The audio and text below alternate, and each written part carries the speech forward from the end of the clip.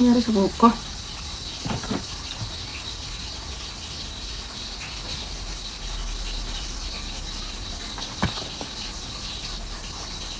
Buksan natin to guys. Ano kaya? Okay pa kaya? Tumatagal na po eh. Ano pa to? New Year. Mabi. Si Mab ko. Nag-iinarte. Ngayon ko lang bubuksan. Kasi nga lately, hindi ako masyado sa mga citrus. Pero pang orange doon, hindi ko pa na, hindi, yung isa rin, hindi naman pala kain. Kakain lang siya, pagkakain din ako. Kasi happy kami. Ano ba yan? Bumalaw. Ayan. Happy kami dalawa. Kasi nga nagka-acid reflux ako. So pag kumakain ako ng mga citrus, mga ganito, lalo na pag orange, ina-acid ako. Nakatake yung acid reflux ko. Hindi mapakali si Mami.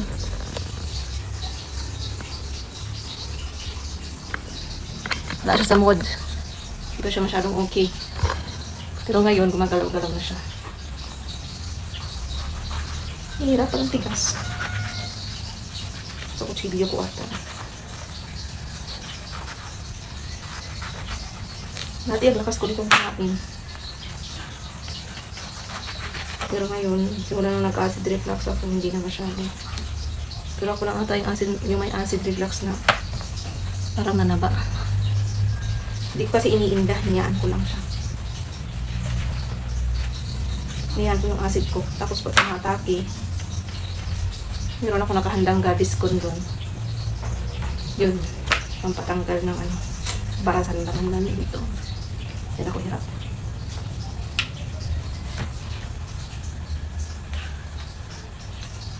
Atang may acid reflux na ano ba? Hindi ba pag may acid reflux na mamayat kasi daming bawal daw kainin, bawal lahat, bawal soft drinks, lahat bawal. Dapat konti lang. Kung hindi ay wala akong bawal. Yun. Hindi naman masyadong nag-aarte na. Kasi hindi ko ininda. Bawal ang soft drinks, inom pa rin ang soft drinks. Ay, hindi ko lang ginawa yung uminom ng alak.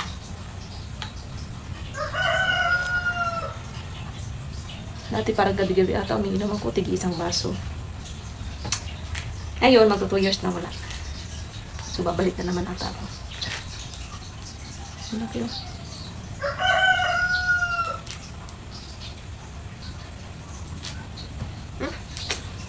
Piniprito ako dun. Piniprito akong isda dito. Sunog na.